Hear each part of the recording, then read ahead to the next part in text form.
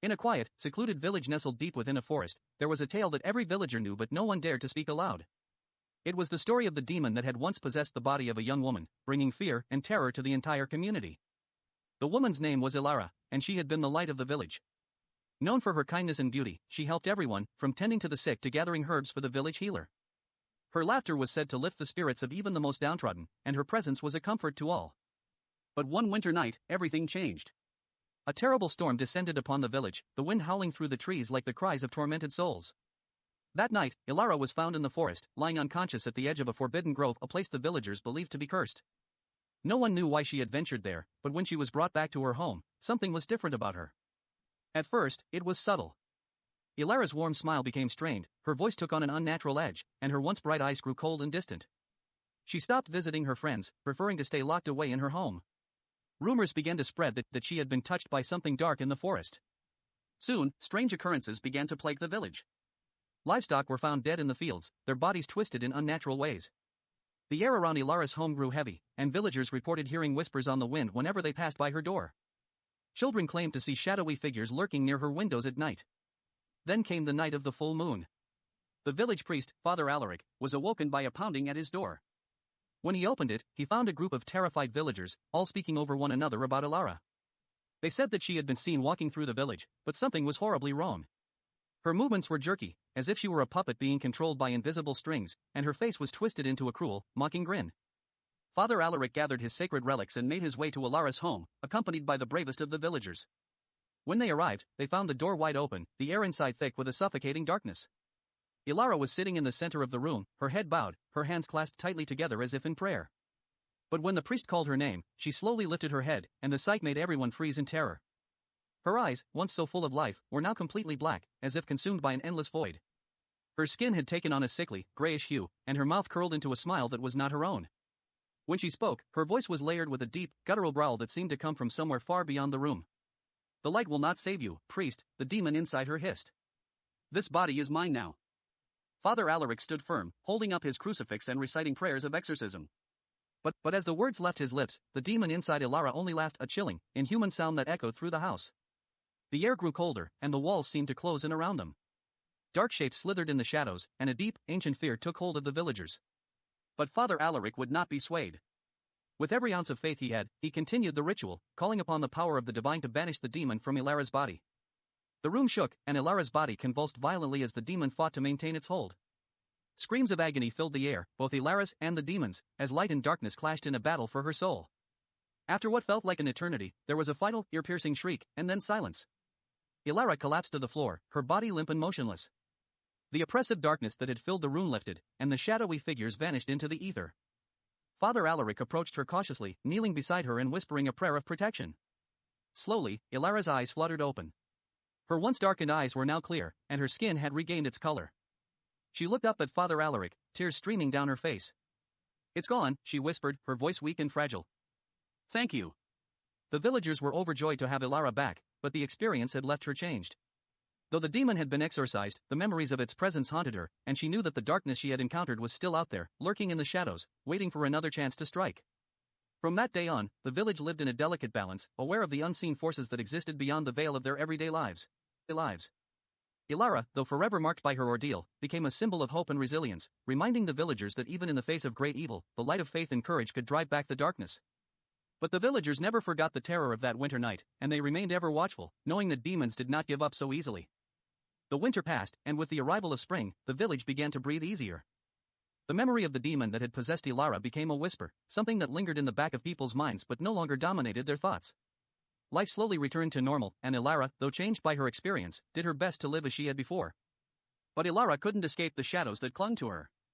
She often woke in the middle of the night, drenched in sweat, haunted by nightmares of the demon's cold, whispering voice. In these dreams, she would find herself back in the dark forest, standing at the edge of the cursed grove where she had first encountered the entity. Always, the darkness would reach out for her, and she would wake just before it could pull her under. Despite these nightmares, Ilara was determined not to let fear control her. She spent more time in the village, helping others and trying to rebuild her life. But strange things began to happen again, small, almost unnoticeable at first. Objects in her house would be moved, and she would hear faint whispers when she was alone. Animals grew skittish around her, and her reflection in mirrors seemed to linger just a moment too long, as if something else were watching her from within.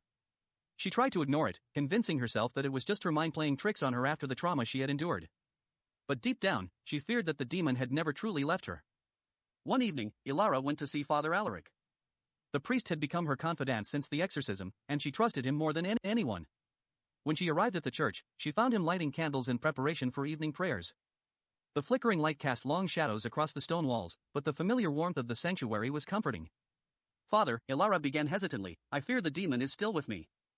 I keep seeing things, feeling things. I'm afraid it's trying to come back. Father Alaric looked at her with concern. He had sensed something was amiss as well, though he hadn't wanted to alarm her. The darkness you faced was powerful, Ilara, he said gently. But the exorcism was successful. The demon was banished from your body. What you're feeling may be echoes of that time, a lingering fear that it could return.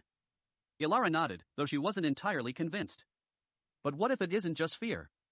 What if it's more? The priest sighed. There are forces in this world that we don't fully understand, Ilara. The battle against evil is not always won in a single victory. But I believe in your strength, and I believe that if the demon tries to return, you will be able to fight it. He gave her a small vial of holy water and blessed her, promising that he would always be there for her if she needed him. Ilara left the church feeling reassured, though the weight of her fears still hung over her. That night, as Ilara prepared for bed, she placed the vial of holy water on her nightstand, hoping that it would bring her peace. She fell into a restless sleep, the now familiar nightmares returning once more. But this time, something was different. In her dream, she was not standing at the edge of the cursed grove, she was inside it, surrounded by twisted trees and thick, unnatural fog. The air was heavy with malevolence, and she could feel the presence of the demon, stronger than ever. It whispered her name, the sound slithering through the air like a serpent. Ilara, you cannot escape me. The ground beneath her feet began to crumble, and the trees reached out for her with long, gnarled branches. Ilara tried to run, but the forest closed in around her, trapping her. The demon's laughter echoed in her ears, louder and more sinister than ever. And then she woke, gasping for breath, her heart pounding in her chest.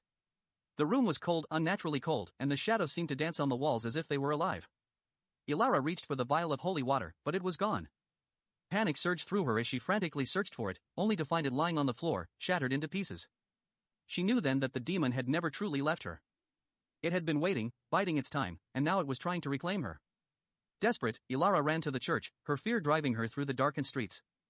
When she arrived, she found the doors already open, and a sense of dread washed over her. Inside, the church was dark, save for the dim light of a few flickering candles. Father Alaric was nowhere to be seen. Ilara, the voice echoed through the sanctuary, distorted and unnatural. It wasn't the priest's voice, it was the demon. Terrified but determined, Ilara stepped inside, clutching a small cross she had grabbed on her way out of her home. I won't let you take me again, she said, her voice trembling but resolute. The air grew colder, and the shadows in the church began to twist and contort, forming the shape of the demon.